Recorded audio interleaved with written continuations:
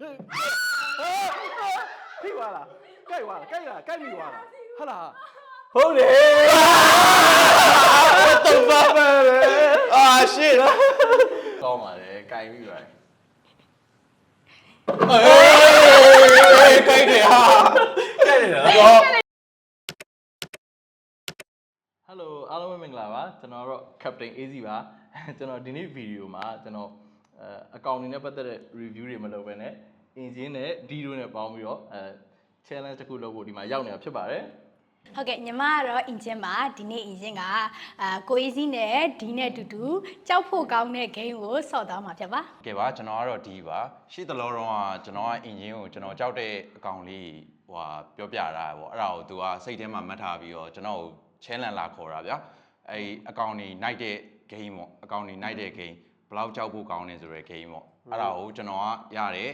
သူကအဲ့လိုမျိုးလာစိန်ခေါ်တော့ကျွန်တော်ကမကြောက်ဘူးလုံးဝတတိ 100% မွေးရတယ်ပေါ့နော် challenge ကိုနိုင်အောင်ဆော့မယ်โอเคအဲ့လိုမျိုးမွေးရပါကြိုက်တယ်အဲ့ဒါတိမ်မော်ထိအောင်လိုက်ရတယ်စင်ကော်ဒီတိမ်မော်ထိလိုက်မယ်ကြောက်တာမကြောက်တာထားလိုက်ဟို challenge ကိုတော့နိုင်အောင်ဆော့မယ်โอเคနှစ်ယောက်လုံးကတော့တတိကဲတွေကသွေးအပြည့်နဲ့ဒီမှာဒီ challenge မှာပါဝင်ဖို့ရောက်နေပြီโอเคအဲ့တော့ challenge အကြောင်းလေးနည်းနည်းရှင်းပြပေးမယ်နော်โอเคဒီကတော့ challenge အကြောင်းမသိသေးဘူးသူနှိုက်မယ်ဆိုတာကြီးโอเคနှိုက်တော့နှိုက်မယ်ပြောနေလက်တွေကတော့တုံနေလက်တွေတုံနေလက်တွေလည်းတုံနေဒီရှေ့မှာကျွန်တော်ဒီ box ရှိတယ်အဲ့ box ရဲ့ဒီတစ်ဖက်စီမှာเนาะအပေါက်လေးရှိတယ်အဲ့အပေါက်ထဲမှာဒီလိုလက်နှိုက်ရမယ်လက်နှိုက်ပြီးတော့အထဲမှာဘာရှိတယ်ဆိုတော့ခတ်မှန်းအကိုကဒီထဲကိုပစ္စည်းတွေလည်းထည့်ရင်လည်းထည့်မယ်အကောင်တွေလည်းဖြစ်ရင်ဘာမဆိုဖြစ်နိုင်တယ်ကွာဒီထဲမှာအစိပ်ပြင်းတဲ့ပင်ကူတွေပိုးခတ်တွေမွေတွေလက်တွေဖားတွေဖွတ်တွေအကုန်ဖြစ်နိုင်တယ်အကုန်ဖြစ်နိုင်တယ်เนาะဒီထဲမှာโอเคအဲ့ထဲကိုထည့်မယ်အဲ့ဒါကိုနှစ်ယောက်ကဒီလိုနှိုက်ပြီးတော့အထဲမှာဘာရှိလဲဆိုတော့ခတ်မှန်းရမယ်အဲ့တော့ခက်မှန်အားလုံးပေါင်းတေချာစဉ်းစားပြီးတော့ခက်မှန်เนาะတယောက်ကို3ခါပြောခွင့်ရှိတယ်3ခါတို့ကြတစ်ချိန်လုံးတွေ့ရရှောက်ပြောနေမှန်အောင်ပါเนาะ3ခါပဲခက်မှန်မယ်เนาะအဲ့တော့တေချာတော့ခက်မှန်ပါအဲ့တော့ရှုံးတဲ့လူကဒီမှာဒါတက်မြာသီးလားဒါဒီကိုယ်တိုင်လီးတာဒီကိုယ်တိုင်လီးရဒီတက်မြာသီးကိုစားရမှာเนาะစားပြီးပြုံးပြအောင်ပြုံးနေနေရမချင်ပြအောင်နော်ဒါလေးစားပြအောင်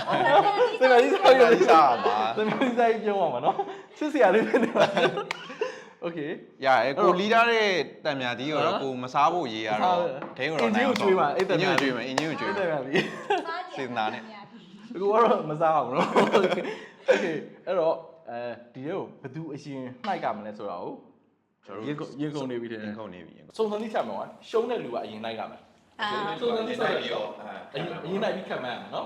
โอเคအဲ့ဒါဆော့တယ်နော်စုံစမ်းသိโอเคโอเคစမလား1 2 3 1 2 3 1 2 3ကဲတိုက်နေလားတိုက်လည်းပြင်စလာโอเค1 2 3ဟိုခဏဟိုဘက်ခဏလေလားဟိုဘက်ခဏလေလားဟိုဒီနေ့ရောက်ဘယ်လိုဖြစ်လားခဏစုံစမ်းစီးနဲ့ကြမယ်ပြန်ဆော့မယ်နော်စုံစမ်းစီးဝင်ဆော့မယ်မတူโอ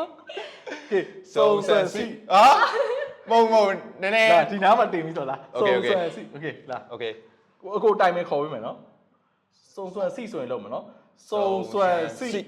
ပါရင်နိုင်ရပါအဲ့တော့ရင်တော့ကန်ဆယ်မဲ့ပေါက်သွားတာတော့ဒီပါအရင်နိုင်ပြီးတော့အရင်နိုင်အောင်ဆော့လိုက်တော့ congratulation ပါကန်ဆယ်မဲ့ပေါက်သွား okay အဲ့တော့ဒီထဲကိုဒီခုထည့်နေတဲ့အချိန်မှာဘာမှမသိအောင်ဖုတ်ပတ်လှည့်ပြီးတော့လေလုံးလေးမှိတ်ပေးတာပါ okay အင်ဂျင်ကကြည့်လို့ရတယ်နည်းနည်းခိုးကြည့်မယ်ခိုးကြည့်လို့မရအောင်နော်ဒီလိုလေလုံးလေးမှိတ်ပေးတာ okay လက်မကြည့်နဲ့တော့ဒီဘာကောင်းနေလာမှလဲရင်ခုန်နေပြီကောင်းလေးဘိုက်စာသနာပါကောင်းလေးကဘိုက်စာတဲ့အတွက်ကြောင့်လူတော့မစားပါဘူးเนาะအကောင်ကြီးโอเคအဲ့တော့ဒီမှာလာပြီးတော့အဲ့လိုရပါပြီโอเคအလေတဲ့မှာနေမယ်နေတဲ့မှာနေပြီးတော့ခဏနှိုက်လို့ရပါပြီကောင်လေးငါ့ကိုမကိုက်နဲ့เนาะကောင်လေးနှိုက်လို့ရပြီလားအရင်ချစ်ဖို့ကောင်းတယ်เนาะချစ်ဖို့ကောင်းနေဆိုရင်တော့နည်းနည်းအဲ့ဒါလေးလားအစ်စေးသတိထားနော်လာပါပါโอเคနှိုက်လို့ရပြီเนาะနှိုက်လို့ရပြီခဏနော်ခေါင်းရှိတဲ့ဘက်ကိုသတိထားနော်ခေါင်းရှိတဲ့ဘက်ကိုသတိထားနည်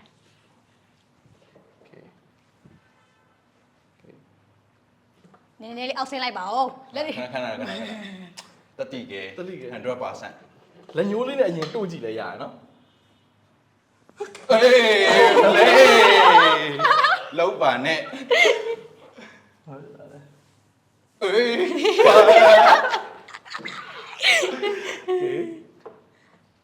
မနိုင်ကြီးစဉ်းစားလို့ရတာဘာဖြစ်မဲ့ထင်လဲပဲမေးကြည့်လို့မေးလို့မေးလို့ရ နည်းနည်းချစ်ဖို့ကောင်းတဲ့ကောင်လေးလေ ချစ်ဖို့ကောင်းနေဆိုတာတဲ့လို့နည်းနည်းမပြောမဣလေးပေါ့ ထိပြီးသွားလား ထိရောထိပြီးသွားထိရောထိပြီးသွား ခုနထိသွားလား ထက်မကန်ရဲတော့ နည်းနည်းထိသွားတယ်သူ လာလက်ညိုးလေးနဲ့ရင်ထိကြည့်ပါလား ကောင်းလေးမကိုက်နဲ့နော်ကောင်းလေးဟဲ့ဘယ်ပြောက်သွားဒီကောင် ရှိတယ်ရှိတယ် အကောင်အရင်ချစ်ဖို့ကောင်းတယ်အကောင်လေးอ่ะ ပြိတ္တတီဘာကောင်းလဲပြပြကြပါ ချစ်ဖို့ကောင်းတယ်ဘာမှမဖြစ်ဘူးအေ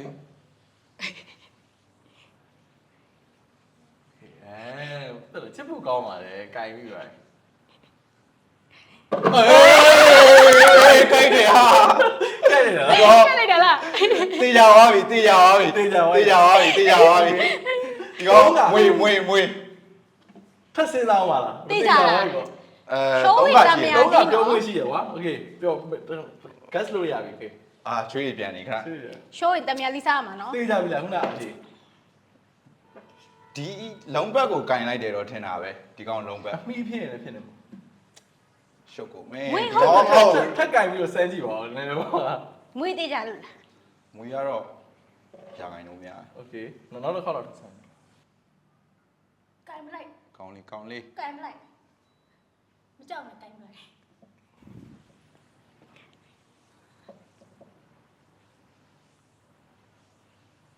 လက်တွေတုံနေကြိုက်တယ် လက်တွေတုံ တခွားသီးပါမွေဟုတ်လို့လား ဟုတ်တယ်ဒီကောင်ဟုတ်တယ် ဟုတ်လား ဟုတ်တယ် ဟုတ်လို့လား ဟုတ်တယ်တော့ပါပဲ အာရှစ် အခုတိုင်ပြီခုနက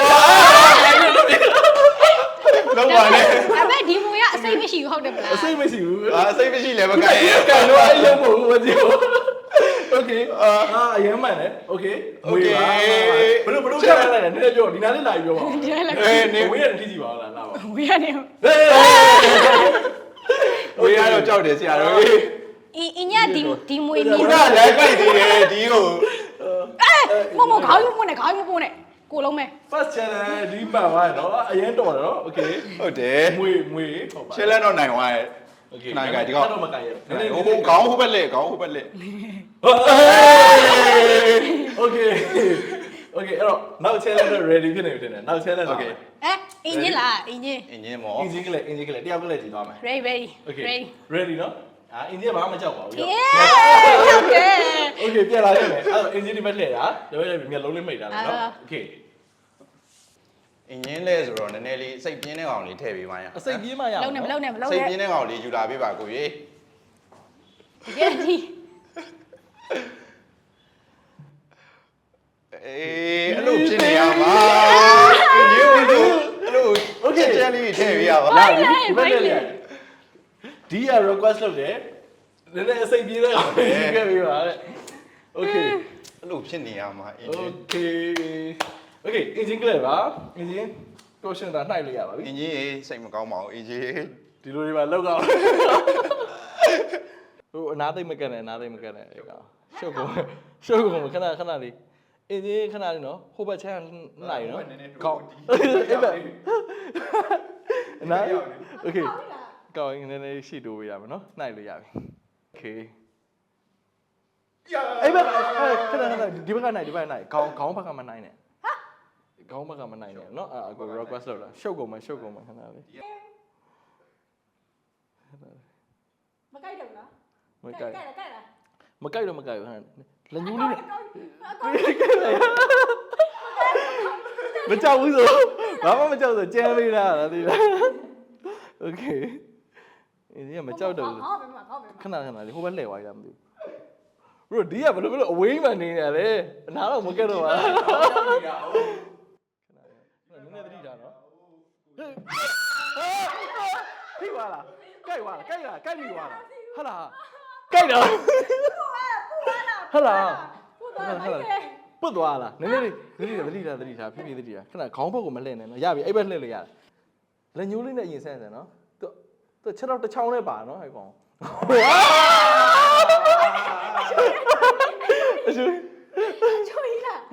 ဒေါသထွက်ရင်အဲ့လိုပဲနည်းနည်းစူးရထွက်တယ်ဒီတော့နောက်ကလေးကြရင်ပူပူပြီးကျမ်းပါအကောင်တွေက ကောင်းရင်ညမလဲတော့ စူးတယ်ဟိုဘက်ကပြောင်းနိုင်လိုက်တယ်နော်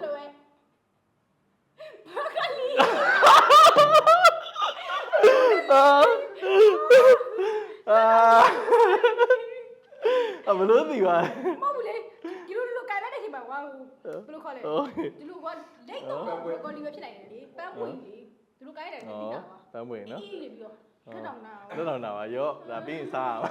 င် ကြောက်မှမကောင်းနေပါဘူး နောက်တော့ โอ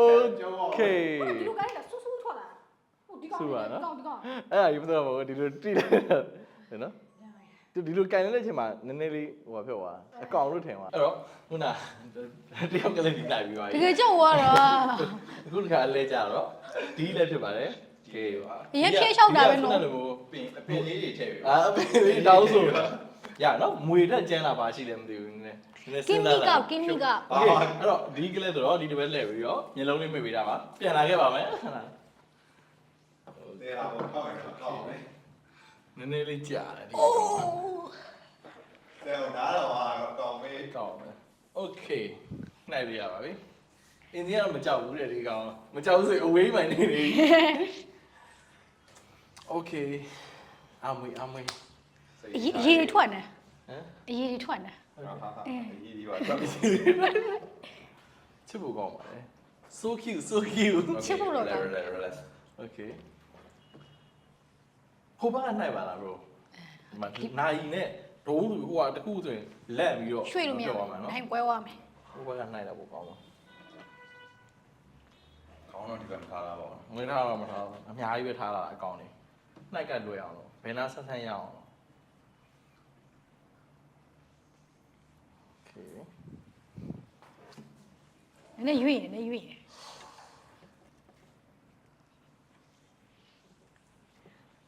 ဒီခါပြီးနိုင်တော့ဘလို့အကောင်ဟိုအရင်မစုပ်ကင်တဲ့ဒီကောင်ဘာဖြစ်လို့ဆိုတော့ အနေရှိတယ် သူ့အရင်ဖိလိုက်တခုခုပြန်ပြီးတော့ပြတ်မှာလို့ကြောက်ပြီးတော့ တွေ့တယ်ဝေးဟေးအာ brother လာ ကြည့်ပါ မရတော့နေလို့ရတော့ဒီပါ မရတော့တော့ခဲ့ပြီ အထာပြေသွား ကောင်းမေး အကောင်ပဲအတန်လေးမြည်နေတယ်အတန်လေးမြည်နေတယ်ခေဘာကောင်းလဲအေးဆဲလိုက်ဒီပါအဲ့နိုင်ကိုတော့ ရင်းလာတာ အင်းဒီမှာလက်ပိုက်တာ လက်ပိုက်တာ ဘယ်ပြောတော့ ဟိုဒရုံးလုံးနဲ့ဘာဖြစ်နေကြလဲဒီကောင်နည်းနည်းကျန်းနေတယ် အေးဒီကနော်လှုပ်နေနော် ဟေးရှုပ် အိုး ဒီတော့မလုပ်ပါ ဟာမလှုပ်ဘူး အိုးဒီကနော် နည်းနည်းလေးမာနော်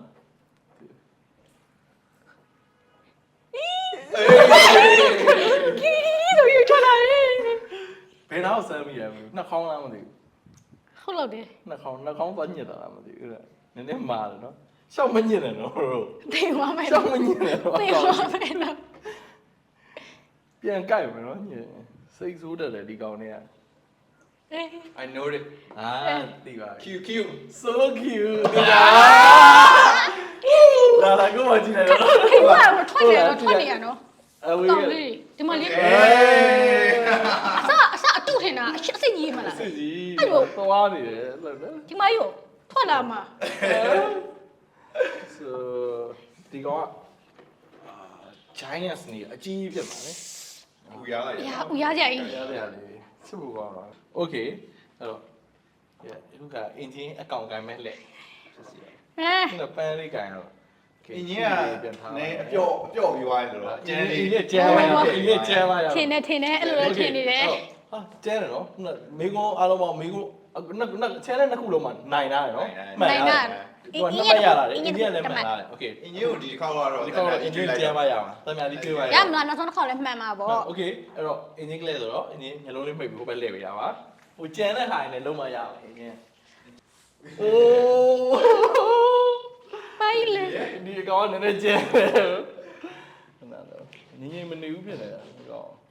ပြောတလေ ကျဲတယ်လေပဲပြောတယ်လေကျဲတယ်လေပဲโอเคရပါပြီခဏခဏလေးဟာ ပြောတလေကျဲတလေ ရပြီရင်းနေရပြီ ကင်မရာမန်နေချိန်နေကောင်း ဒုတိယကောင်အပြော့ဆိုအင်ဂျင်ကအကျန်းလေးရော โอเคအင်းကြီးဘာမှမကြောက်လို့ဆိုအင်းကြီးတော်တော်6လို့မရဘူးဟုတ်လား ဘယ်ဘက်ကကောင်းလဲ तू က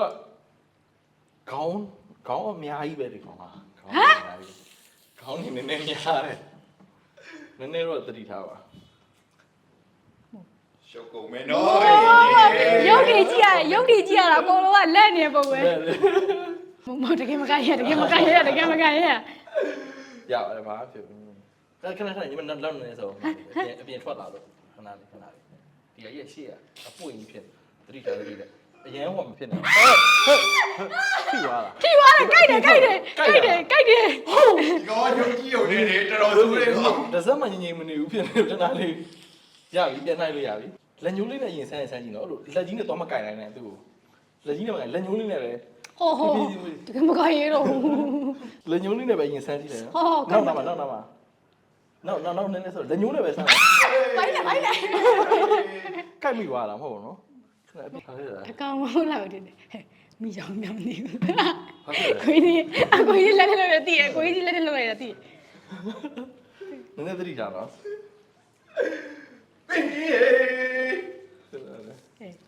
ဟဲ့ချိန်ငါဒီလားဟုတ်လားတဲ့ချိန်ငါဒီဟုတ်ပါချိန်ငါဒီ ရဆွဲထုတ်လိုက်တော့ ပြည့်စည်မှာလဲလိုက်ရဆိုတူလူကလည်းမိချောင်းထင်လိုက်တာစားလေ ရောက်ရစား ဟုတ်လေတူရဲလေ နည်းနည်းကြောက်မကောင်းတော့သူကိုင်ရ မလေးဒီလိုကြိုင်လိုက်တော့မှပဲနည်းအော်ချိန်ငါဒီလေးပါလားလက်တီသွားတာ အဲ့ဒါအရင်ဒီလိုတော့မကင်လို့သိပါပါဆို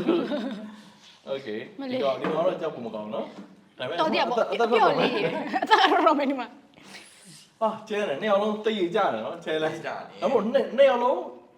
တိတ်ကြပြီးတော့နိုင်ဝိုင်းရင်ဘယ်သူစားရမှာဒါအခုစားပါ ဟိုစားရတော့မလေးနှစ်ယောက်ကတူနိုင်သွားပြီဆို အဲ့ဆိုအခုစားโอเคအဲ့တော့နှစ်ယောက်လုံးကနှစ်မတ်စီနဲ့တိတ်ကြတာတဲ့ကျဲတယ်ကျဲကဒီနှစ်လုံးနဲ့โอเคအဲ့တော့အခုနောက်ဆုံးတစ်ခေါက်နိုင်မယ်နောက်ဆုံးတစ်ခေါက်ကိုနှစ်ယောက်တစ်ပြိုင်နေနိုင်မယ်တစ်ယောက်ကဒီဘက်တစ်ယောက်ကဒီဘက်နိုင်အရင်ပြောတဲ့လူကနိုင်မယ်ဗာလဲဆိုတော့အရင်ခက်မှန်းနိုင်တဲ့လူကနိုင်မယ်ပေါ့အဲ့တော့ရှုံးတဲ့လူကတော့ သမယာဒီနဲ့ တမယာဒီစားပြီးပြုံးလေးနေရအောင်နော်စားပြပါโอเคအဲ့တော့နောက်ဆုံးတစ်ခေါက်ကတော့နည်းနည်းကျဲမယ်တို့မျက်လုံးလေးမိတ်ပြီးတော့ဟိုဘက်လှည့်ရပါနှစ်ယောက်လုံးမျက်လုံးမိတ်တာနော် โอเค โอเค နောက်ဆုံးကတော့ကျန်းလေးနဲ့ပဲပိတ်လိုက်တော့ ဒီ short ပေးနော် ကိုလီရတဲ့တန်ခါဒီကိုမစားခြင်းပါ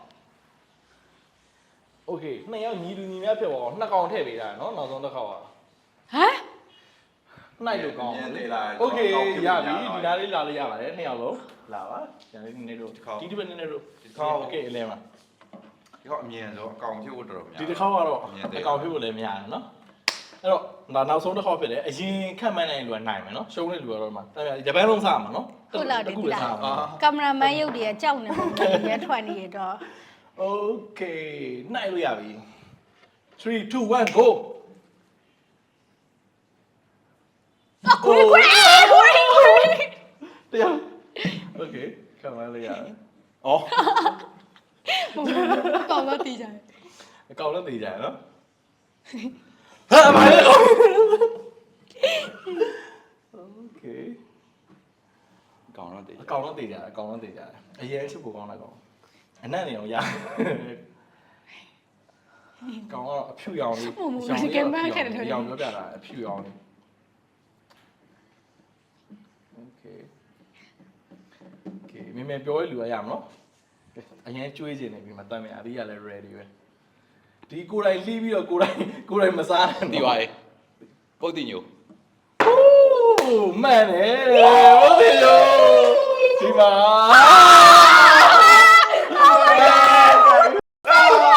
အဖြူရပြီလား အဖြူအောင်လေးလေ ပါပါလေ ဟုတ်တယ်ရောခုနကကျတော့ကြိုင်ပြီးတော့ရော ရတယ်မကရဖွကြီးအစားဟွာ ထင်တာပါကြီးစူးပါတဲ့အကောင်လေးပါဟိုကလေဘယ်လိုခေါ်လဲဖြူကောင်လို့ထင်လိုက်တာ no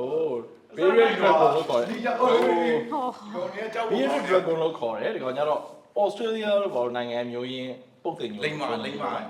နော် ကဲ ကြည့်ပဲဒီမဲ့လက်လာကြည့် Okay မမြင်ဘူးတရားပထမဆုံးမြင်ဘူး Okay ဆရာလေး ချစ်စရာလေးပဲလုံးမနေနဲ့ဘယ်သူရှုံးရလဲ Okay လာကျေးပြီဒီပါ မဟုတ် Okay challenge ပြီးတော့ပါပြီ မဟုတ်လေဒီကကန်ကောင်းသွားတာသူခေါင်းမအောင် ဟုတ် သူ ကဲ့ ဆက် နည်းနည်းတော့ interview လုပ်မှရမှာဘယ်လိုလို့သိသွားလဲအမြင် ဘလို့ခတ်မဲ့လိုက်တာအစတော့ခေါင်းကန်ကြီးတော့ဒီကအိဟိုမိချောင်းနဲ့မိချောင်းပုံနဲ့မိချောင်းကောင်းတေးသေးလေးပေါ့ထင်ခေါင်းကန်နေ ဟုတ်တယ်နော်မျက်လုံးလေးမိတ်ပြီးတော့ခေါင်းကန်ကြည့်လိုက်အဲ့လိုပဲ ပြီးတော့မကြောက်ဘဲနဲ့အနောက်ကိုဒီလိုလေးဆက်သွားလိုက်တော့ဒီမှာအမီးဖြစ်နေတယ်ဗျအမီးဖြစ်နေတော့ဟိုမှာပုတ်တင်ညိုဆိုတာတေချာသွားပြီလေ ကိုဘကိုစားမှလားဝိုင်း ဆရာကိုယ့်ဘက်ကကိုယ်စားလိုက်ပါမယ် ဒီမှာဒီကောင်နေတာမှတင်ပေးတာပြုတ်ပြုတ်လေးစားပါလာအလဲပဲနေပြီးစားရပါဦး ဒီနေ့စား ကြည့်ရနော်ဒီမှာပါဒါဒီနေ့ challenge မှာရှုံးသွားတာတော့အင်ဂျင်ဖြစ်ပါတယ်အဲ့တော့ဒီတက်မြန်လိလိုက်လျှောက်တည်တာဗာသေးရမသိဘူးဒီလိလာတာပဲအဲ့ဒါကိုအကုန်စားရမှာဖြစ်ပါတယ် အနိုင်ကျင့်ခံရ ရတာတော့ဒီမစားဘူးပြော အဲ့ဒါအနိုင်ကျင့်ခံရ Wi-Fi နှစ်ယောက်ပေါင်းပြီးနိုင်ကျင့်သွားအဲ့ဒါ Okay အေးအကောင်မကန်ရပါ မ ဘူး ကြည့်နဲ့မကြည့်နဲ့ဘက်လက်နေအမလေးမျက်စောင်းမထိုးပါနဲ့ Okay အသေးဆုံးပါလေ အကုန်စားမှာနော်အကုန်စားမှာနော် အကုန်စားရင်နောက်နေ့ကျရှော့သွားလိမ့်မယ်တခုပဲလေနော် အကုန်စားပြရမှာလေတခုပဲစားပြပါလို့မှာ တခုပဲလုပ်လိုက်ပါ ဟွာလောက်တော့လောက်လိုက် တဝက်လောက်တော့တဝက်လောက် ဟာသုံးခု ကောင်းနေဒီကစေတနာနဲ့ဒီပေးတာ သုံးခုပဲနော်သူ သုံးခုစလိုက်စားနော်အမြန်စားမယ် ပြုတ်လေး ပြုံးလေးနေရမှာနော်ဟုတ်တယ်အဲ့လိုလေးနောက်တစ်ခုโอเคနောက်တစ်ခုပြုံးတော့ပဲ မပြောရင်နောက်ထပ်တစ်ခုထပ်စားခိုင်းမယ် ရတယ် ပြုတ်လေး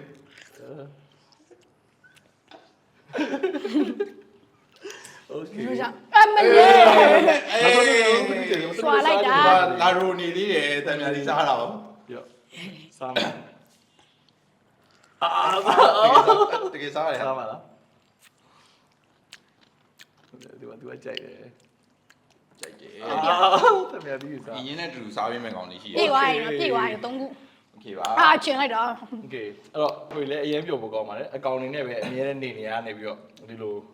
ပေါင်းပြီးတော့ game ဆော့ရအရင်နဲ့ပြောဖို့ကောင်းပါတယ် တကယ်တော့ဒီကောင်လေးတွေကအရန်တော့ကြောက်ဘူးတော့ အရင်ကြောက်ဖို့ကောင်းနော်အရင်ချစ်ဖို့ ကန်ကြီးလို့ရနော်ကန်ကြီး ကန် လို့ရ ကြီးလို့ရတယ်ကန်ရဲသွားပါပြီ ကန်ရဲပါပြီမုံသူတို့ရ အရင်ကသူတို့ကကန်ကြီးလိုက်လက်ဘိုက်အောက်ကိုကန်ကြီးလိုက်သိလားအရင်ချစ်ဖို့ကောင်းတယ် ဟုတ်ကော ချစ်စရာလေးမွေးတင်စိတ်ပါပောက်သွားနေနေ โอเคအဲ့တော့တိတ်တက်လို့နှုတ်ဆက်လိုက်မယ်အဲ့တော့ဒီနေ့ဒီ challenge ကိုကြည်ပေးတဲ့လူတွေအကုန်လုံးလည်းတိတ်တက်တွေအားလုံးလည်းကျေးဇူးအများကြီးတင်ပါတယ်အားလုံးနှုတ်ဆက်ပါတယ် တတာ